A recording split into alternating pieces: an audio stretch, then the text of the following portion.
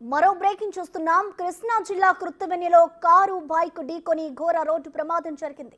ప్రమాదంలో ఇద్దరు యువకులకు కాళ్ళు చేతులు తెగిపడ్డాయి.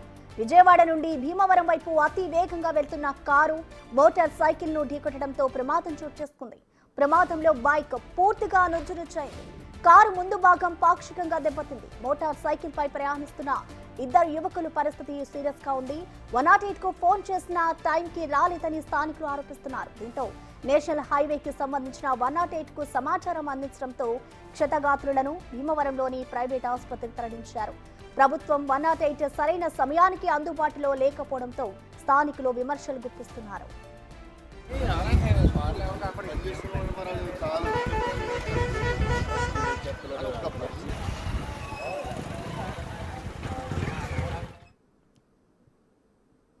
ప్రమాదానికి సంబంధించిన కంప్లీట్ డీటెయిల్స్ ని మా ప్రతినిధి మల్లికార్జున్ అందిస్తారు. మల్లికార్జున్, చెప్పండి, అసలు ఈ ప్రమాదం ఎలా చోటు చేసుకుంది, ఎప్పుడు జరిగింది, దీనికి గల కారణాలు ఏంటి? మల్లికార్జున్, తెర నియోజకవర్గానికి సంబంధించి కుర్తివేణిలో కూడా కారు బైక్ ఢీకొట్టిన ఘటనలో కూడా ఘోర ప్రమాదం అయితే చోటు చేసుకుంది. ఇద్దరు యువకులు ఎవరైతే బైక్ మీద వెళ్తున్న ఇద్దరు యువకులు ఎవరైతే ఉన్నారో వాళ్ళకి కాళ్ళు చేతులు కూడా తెగిపోయిన సంఘటన అక్కడ కనిపిస్తున్న పరిస్థితి కూడా ఉంది. వెంటనే అయితే ఈ ఘటన జరిగిన వెంటనే స్థానికంగా ఉన్న ఎవరైతే స్థానికులు ఉన్నారో వాళ్ళందరూ 108 వాహనానికి ఫోన్ చేయడం జరిగింది. కానీ ఆ 108 వాహనం చాలా సమయం అవుతుందంటూ కూడా వీళ్ళు అడగటం జరిగింది, ప్రశ్నించడం జరిగింది. ఎందుకు అంత సమయం డిలే అవుతుందని కూడా వాళ్ళని ప్రశ్నించడం జరిగింది. అంటే ఇక్కడున్న 108 వాహనం వేరే ఒక ప్రాంతానికి వెళ్ళింది, అక్కడి నుంచి మళ్ళీ తిరిగి రావడానికి సమయం పడుతున్నట్టు కూడా వాళ్ళు సమాచారం ఇచ్చినట్టు కూడా తెలుస్తా ఉంది. అందుకని అక్కడున్న హైవేకి సంబంధించిన వాహనానికి వీళ్ళు స్థానికులు కొంతమంది ఫోన్ చేయడం జరిగింది. వాళ్ళు అక్కడి నుంచి వచ్చి వెంటనే కూడా భీమవరం ప్రభుత్వ ఆసుపత్రికి అయితే ఇద్దరు యువకుల్ని తరలించడం జరిగింది. ప్రధానంగా వీళ్ళు గోదావరి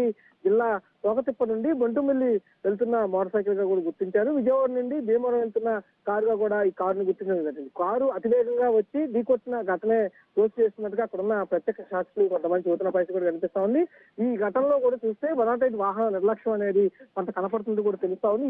ఈ ప్రభుత్వం ఏర్పాటు చేసిన 108 వాహనాలు ఈ ప్రమాదం జరిగినప్పుడు వెంటనే రాకపోవడం వల్ల చాలా మంది ప్రాణాలు కోల్పోతున్నారని అక్కడున్న స్థానికులు కొంతమంది చూస్తున్న దాఖలాలు కూడా అక్కడ ప్రజెంట్ కనిపిస్తా ఉన్నాయి.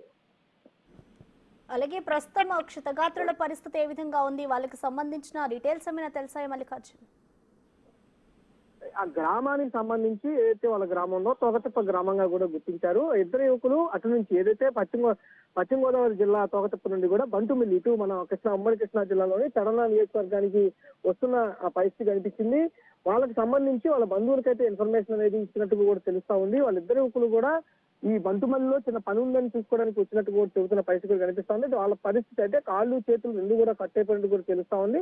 ఇక్కడ రక్తస్రావం ఎక్కువగా అయినట్టుగా కూడా డాక్టర్స్ చెబుతా ఉన్నారు. ఈ క్రమంలోనే పరిస్థితి అయితే విషమంగా ఉన్నట్లుగా కూడా డాక్టర్లు చెబుతున్న పరిస్థితి అయితే కనిపిస్తా ఉంది. Right, thank you Mallikarjun.